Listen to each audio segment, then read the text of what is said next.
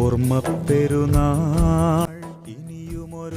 സാധാരണക്കാരിലേക്ക്, പ്രത്യേകിച്ച് സ്ത്രീകളിലേക്കും കുട്ടികളിലേക്കും ക്രിസ്തു വിശ്വാസത്തിന്റെ പ്രകാശവും വിദ്യാഭ്യാസത്തിന്റെ വെളിച്ചവും എത്തിക്കുക എന്നതായിരുന്നു ധന്യനായ മാർ ഇവാനിയോസ് പിതാവിന്റെ ഉദാത്തമായ ദർശനം.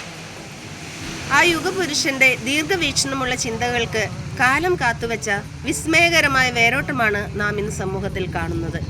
പ്രാർത്ഥനയും കർമ്മവും സമന്വയിപ്പിച്ച ഒന്നായിരുന്നു അദ്ദേഹത്തിന്റെ സന്യാസ ദർശനം.